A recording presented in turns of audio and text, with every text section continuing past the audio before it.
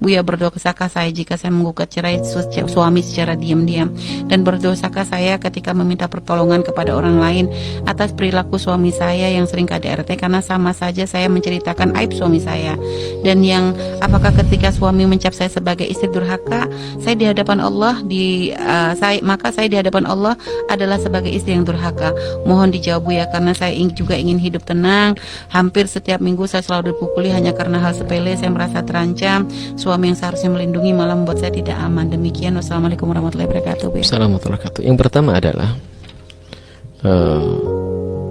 jika benar yang apa yang Anda sampaikan, maka Anda bukan wanita durhaka, karena Anda sudah berusaha untuk mengabdi, bahkan merajakan suami. Anda tidak durhaka, Anda insya Allah solehah jika benar yang apa yang Anda sampaikan.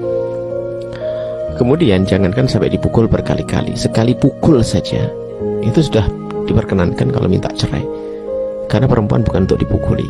Dan kami ingatkan pada kaum pria, laki-laki dungu yang mukul istrinya, tinju sama istrinya. Laki-laki bodoh, laki-laki dungu. Unik, saya tuh terheran kok bisanya memukul seorang istri itu. Nalarnya di mana dia itu? Siapapun, bahkan laki-laki hebat itu, kalaupun istrinya layak dipukul nggak akan memukulnya dia. Ini aneh sekali, makanya kok sampai mukul, babak belur sebagainya itu. Saya nggak masuk, nggak masuk, pakai kayu lagi, nggak masuk di nalar itu. Itu laki-laki pengecut.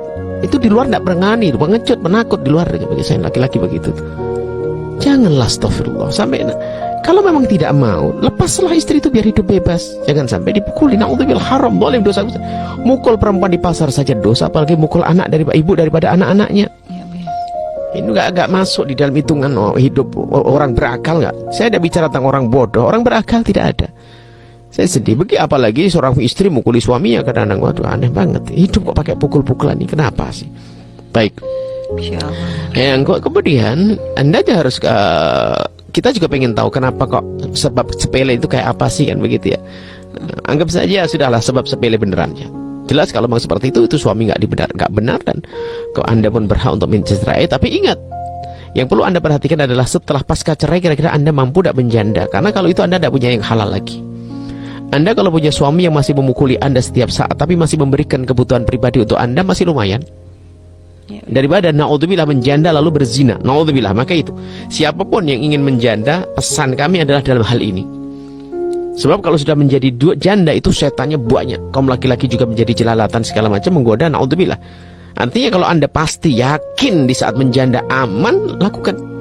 Tapi kalau tidak, punya suami yang nempel lagi setiap hari lebih bagus daripada harus berzina, na'udzubillah, di saat berpisah. Hati-hati, ini harus diperhatikan. Banyak sebagian wanita itu begitu mudah minta cerai, setelah itu dia punya kebutuhan pribadi yang nggak bisa diwakilkan ke siapapun. Alhamdulillah, setelah itu mau melakukan keinginan. Jadi dipukuli itu adalah umpannya setan. Setelah bercerai berzina juga setan hina di atas hina, setelah itu hina di bawah kehinaan lagi.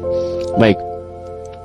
Kemudian juga tidak salah kalau minta tolong karena ditolimi, ya boleh-boleh saja. Dan menceritakan kepada orang yang akan bisa menolong juga bukan asalkan sebut seperlunya. Artinya orang yang akan kita curhati itu memang orang yang akan menolong kita. Itu tidak dianggap menggunjing, kecuali kita bercerita kepada asal orang yang kita temui. Ya seperti itu. Jadi kami himbau kepada kaum pria semuanya, tolonglah jangan biasa berkata kasar. Indah kok, padahal nggak seneng tuh kenapa sih? Jangan mukul pakai kasar. Heran saya, ada orang suatu ketika seorang perempuan ya karena polosnya sampai membuka, mohon maaf, membuka bajunya, ingin menunjukkan bahwasanya pahanya itu biru karena dipukul sama. Ya mungkin karena dia sangking begitunya. Ibu udah disebuyain dulu ya sampai saya biru. Enggak. Ini seperti itu sampai dipukul sampai biru. Katanya kita kan ngelihat biru. Ajib, mukulnya gimana itu?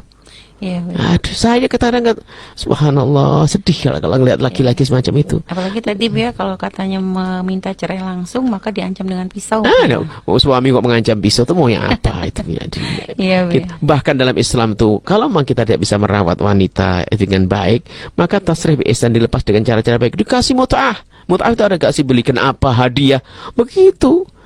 Makanya kalau Anda hidup dengan orang yang agamanya kurang itu biasanya bermasalah. Atau punya agama tapi tidak mengamalkan ilmunya juga bermasalah. Tapi kalau ngerti agama, lihat, bercerai baik-baik, silaturahmi tetap terjalin, ya. dan seterusnya. Kemudian Anda ingin minta cerai, Anda akan mencerai pelan-pelan, halus, apa sembunyi-sembunyi, ya sah-sah saja. Sembunyi terang-terang sah saja. Karena apa? Anda dizolimi. Dan semoga Allah menjaga Anda, memberikan kebaikan kepada Anda, juga Allah memberikan kesadaran kepada suami, sehingga semuanya diberi segala kebaikan. Wallahu a'lam.